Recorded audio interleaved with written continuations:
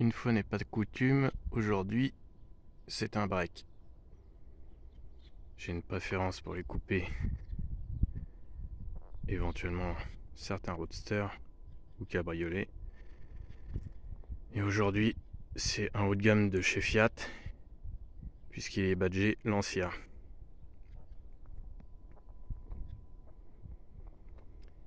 Donc Lancia Libra, 5 cylindres, 20 soupapes, 150 chevaux. On va regarder déjà le moteur, puisque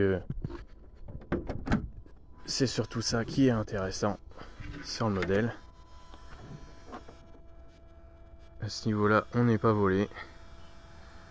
Bien que badgé Lancia, c'est bien un moteur Fiat. Au niveau de l'agrément de conduite, il n'y a pas grand chose à dire. Je pense qu'il suffit d'écouter le son du moteur pour comprendre qu'on se régale, même si au niveau puissance, c'est pas vraiment une GTI. 150 chevaux, c'est super. Par contre, ce qu'on peut reprocher à cette voiture, c'est de ne pas être sportive, puisque c'est un haut de gamme, c'est plutôt une voiture de luxe entre guillemets. Rien à voir avec une GTI, bien qu'on pouvait retrouver ce moteur dans la Fiat Coupé qui avait vraiment une allure hyper sportive.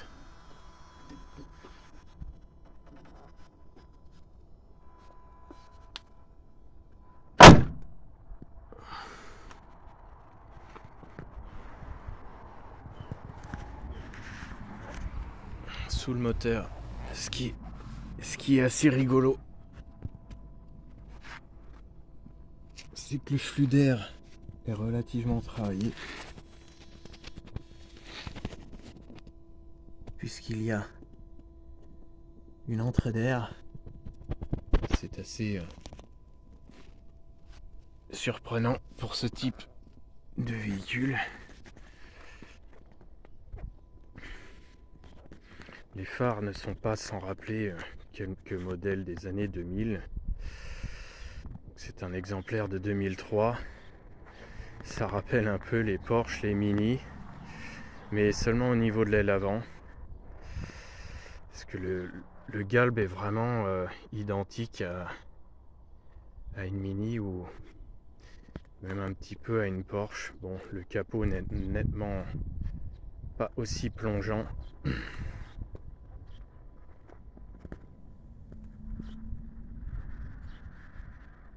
Rien à voir avec une Porsche au niveau du capot.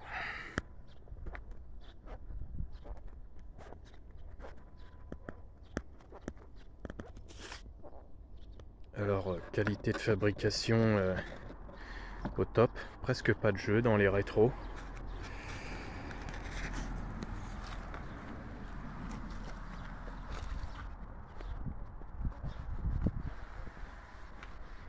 Il y a quelques chromes sur le véhicule, donc qui ressortent très bien avec cette couleur.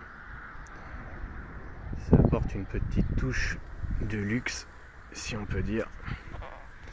Alors les suspensions sont super souples, évidemment. C'est pas une voiture de sport, c'est plutôt destiné aux retraités ou aux bons pères de famille tranquilles. Donc les jantes, c'est du 15 pouces, chaussées en 195/65. Alors 195, c'est pas très large pour une voiture qui fait environ 1400 kg, tout compte fait. 65, donc ça fait des sacrées bonnes bouées. Au niveau confort, c'est top, mais au niveau sportivité, faut pas s'attendre à grand chose. C'est pas du tout la vocation du véhicule, bien que le moteur nous incite à accélérer et profiter de la symphonie des 5 cylindres. Les poignées de porte sont magnifiques. C'est du plastique pelliculé chromé. L'ouverture est vraiment sympa et originale.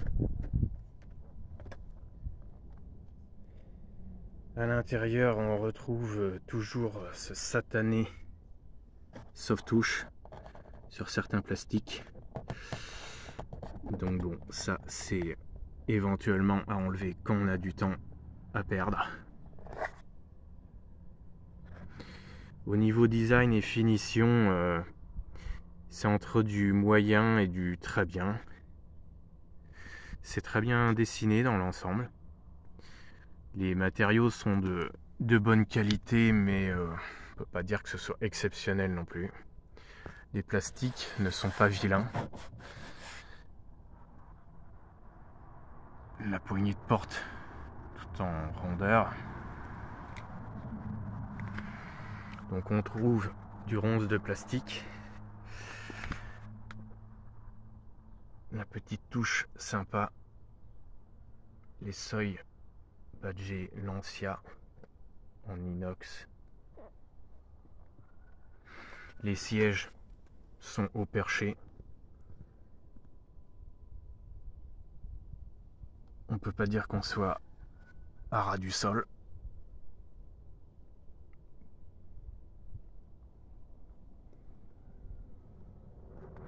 Il y avait des séries avec des sièges un peu plus jolis que celle-là. Alors ici on trouve un rangement et la boîte à gants qui tout compte fait contient les fusibles. Alors c'est assez surprenant, mais il faut croire qu'ils ont tout prévu, comme ça vous permet de vous rassurer et d'être sûr que si un élément du véhicule ne fonctionne pas, c'est pas un fusible, c'est que c'est bien en panne. Au niveau tableau de bord, c'est pas mal. C'est sympa, les matériaux sont plutôt cool. C'est relativement souple.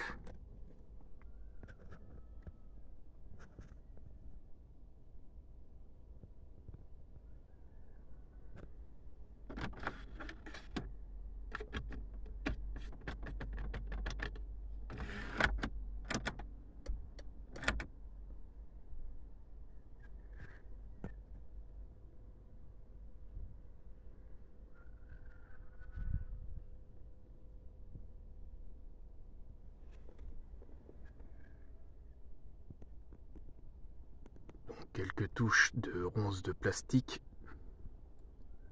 miroir de courtoisie, bien sûr, éclairé de chaque côté.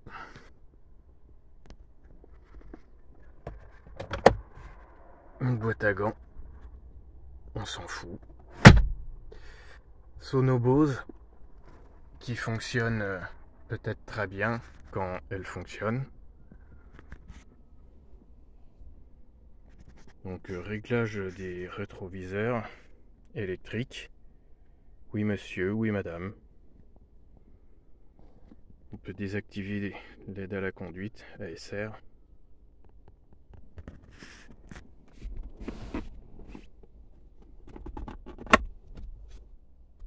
Accoudoir avec rangement. C'est le grand luxe. Donc l'intérieur en Alcantara est plutôt sympa, bien que ça fasse vraiment penser à des fauteuils de maison visant les retraités. À l'arrière, il y a de la place. C'est pas immense, mais c'est pas mal. On a un double éclairage au plafond.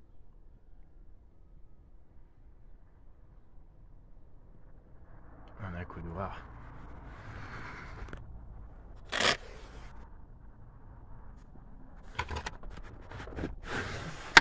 Avec trappe-à-ski.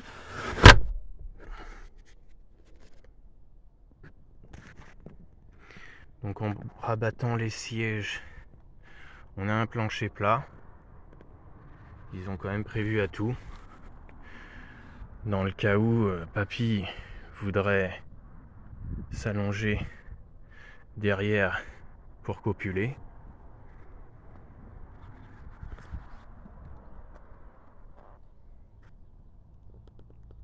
Et les seuils de porte aussi à l'arrière.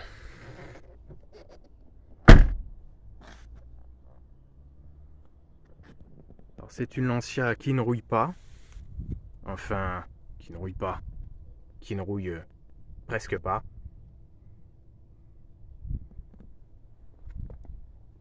Le freinage, c'est moyen. Les disques ne sont pas énormes. Disque plein à l'arrière. Pas de sport là-dedans, comme je l'ai déjà dit. Ce qui fait vraiment l'originalité du véhicule, c'est le design des éléments gris qui courent sur le toit et qui partent des feux.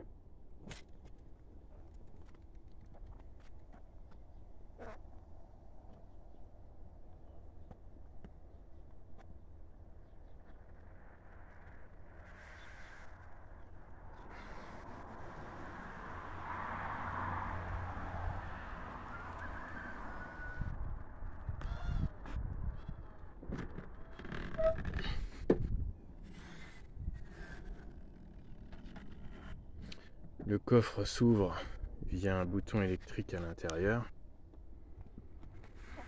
Dans le coffre, on peut trouver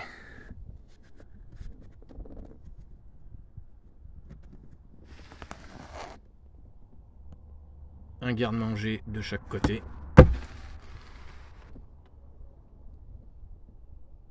Et une cachette pour ranger des boîtes de CD. Un chargeur CD en option, j'imagine.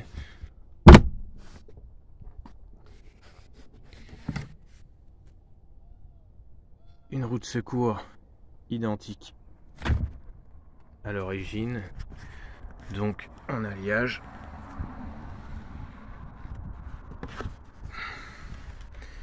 Et de l'autre côté, un pseudo caisson de basse pour que papy s'éclate les oreilles, s'il n'est pas encore tout à fait sourd.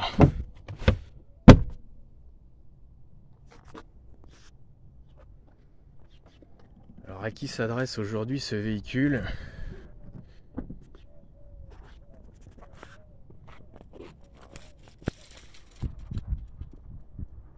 Je conseille pas forcément pour un véhicule de tous les jours. Je conseille pas en daily pour plein de raisons. Pour moi, c'est plutôt un véhicule de dimanche.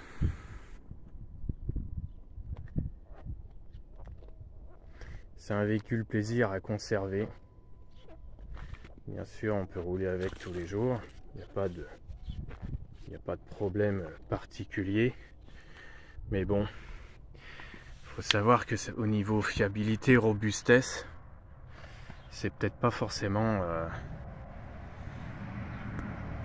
le top. Au niveau des ailes arrière, comme je l'ai dit dans une autre vidéo, il faut surveiller le bas des ailes arrière. C'est souvent la maladie sur beaucoup de voitures. Mais la Lancia Libra n'y échappe pas.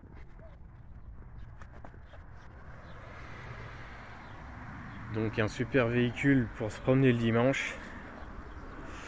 Ensuite, si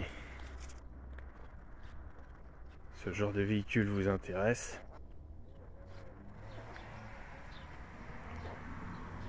et que vous voulez vraiment un véhicule atypique avec une sonorité remarquable qui nous régale, je pense que en roulant juste le dimanche avec, histoire de la conserver un minimum en bon état, ça peut être sympa. Mais un petit détail par exemple à l'intérieur, les aérations ne sont pas très solides, c'est très cassant. Et l'intérieur en Alcantara vieillit moyennement. Bien. Ça bouloche un peu.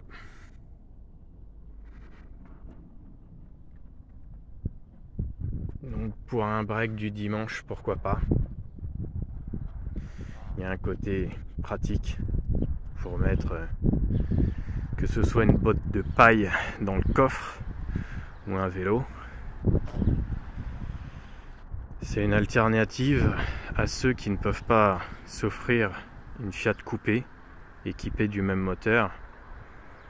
Au moins là, vous pourrez trimballer ce que vous voulez. Mais en conduite sportive, c'est assez décevant, même si le moteur fonctionne très bien. C'est un peu pâteau. Les pneus, évidemment, ne sont pas les meilleurs qu'on pourrait trouver. Il faudrait, comme souvent, changer les jantes et mettre des pneus un peu plus larges et surtout passer en taille basse. Après, les suspensions ne suivront peut-être pas.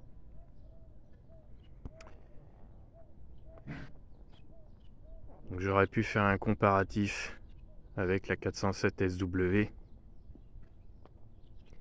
mais la 407 SW, je vois pas trop l'intérêt d'en parler. Donc c'est pas tout à fait les mêmes véhicules, mais ils sont très différents. Donc la Libra est nettement en dessous au niveau tenue de route, comportement. Par contre l'agrément du moteur est bien supérieur. Même si au niveau des perfs, ça se ressemble un petit peu.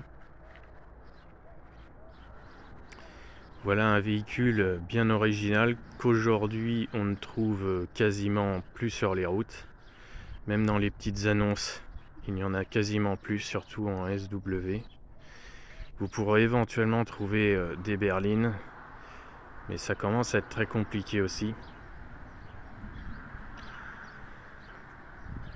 En 5 cylindres, c'est intéressant.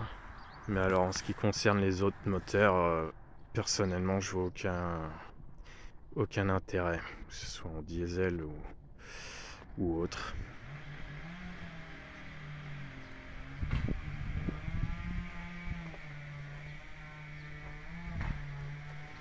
Donc voilà pourquoi une Libra SW est arrivée sur la chaîne.